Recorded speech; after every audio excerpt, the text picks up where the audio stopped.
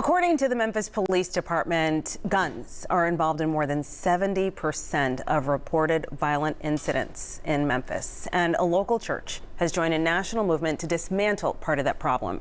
They're getting help from some gun owners and the Metal Museum of Memphis. To find out more about Guns to Gardens, we are live now with Reverend Patrick Harley from Evergreen Presbyterian Church and Executive Director of the museum, Carissa Hisong. Thank you so much for coming on. Thank you. Okay, so we're going to get to see some of those guns converted to art, but if you could just talk to me about how this all came about. This was something you went out into the community to spearhead.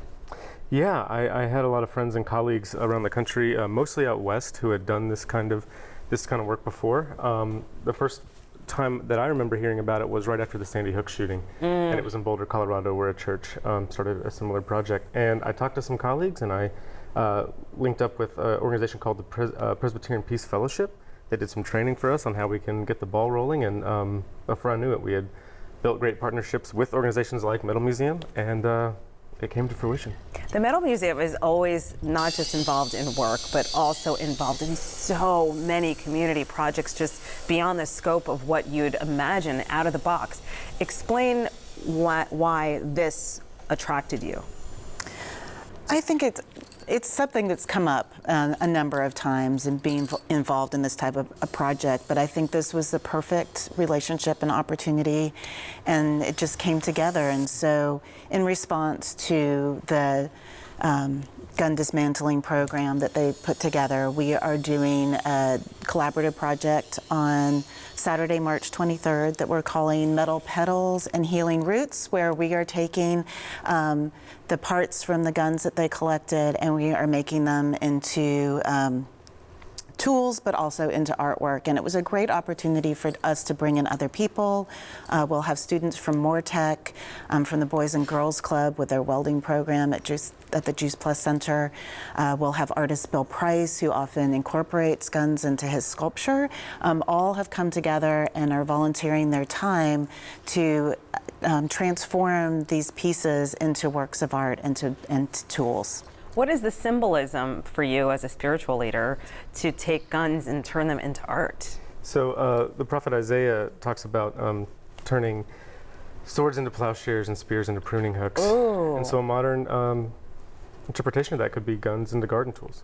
Oh my goodness. Okay, let's see. So you had this gun handover that just ended, and now you're in that process of changing them over. Those are heavy as I was like, whoa. Tell us what these were, and well, we know what they were, but what you've created here. So that is a gun barrel that's been cut off from the rest of the gun, and it has been transformed into a trowel. Wow. Okay, and so then you also have this. This is heavy too. It's whoa, yeah. Explain what was going on here. Really, our artist Jake Brown, who works in our shop, cut the piece apart, and then heated it up and forged it and created a tool out of it. What kind of tools are you, how does that work? You have a whole area that's dedicated to this. People can even come in and do this to help, right? You won't be able to actually do the forging yourself, yeah. But we will have people on site who will be making things. They might be forging, they might be welding different things together to create works of art, to create other functional items. You can make candlestick holders, just a variety of things. So really, it's going to be an opportunity for people to come together, be creative, and really, as a visitor, you'll get to experience watching the transformation of these gun parts. We'll also have hands-on activities. You'll be able to make aluminum and copper roses. We'll have a food truck. We'll also have food truck is always important. Hello. And then the Botanic Gardens, the Lichterman Center, and some other garden organizations will also be there as part of the celebration. And walk us through the phases that follow now, and why it's important for you to lead in this manner as a reverend. So I think I felt like myself and folks at our church and other volunteers we linked up with, we were so focused on, can we have an event where folks feel safe and can come and donate guns?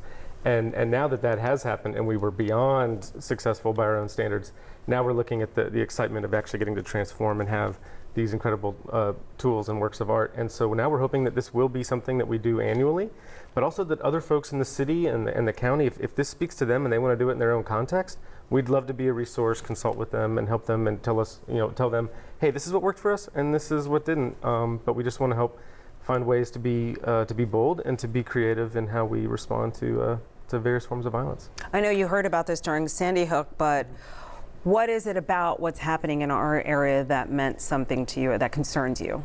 Yeah, I think one of my concerns was just how gun violence is affecting everyone. And as folks, this was an anonymous event where folks did not have to give us any information when they came. But some of the stories we heard were folks, some folks just wanted, they were cleaning out their closet and they said, hey, I'll take some Kroger gift cards and I'll give you this rifle. Yeah, that was fine. But then there were folks, Gift card rifle. Yeah, exactly.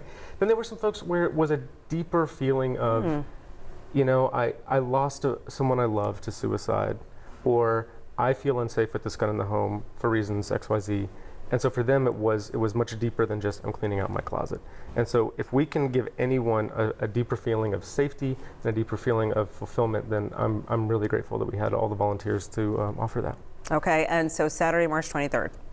Yes, but there'll also be an exhibition of the objects that were made that day that will be at Evergreen Presbyterian Church. Oh, okay. It opens on April 20th with a reception from 6 to 7:30, and then they'll be on view through May 11th. Yeah.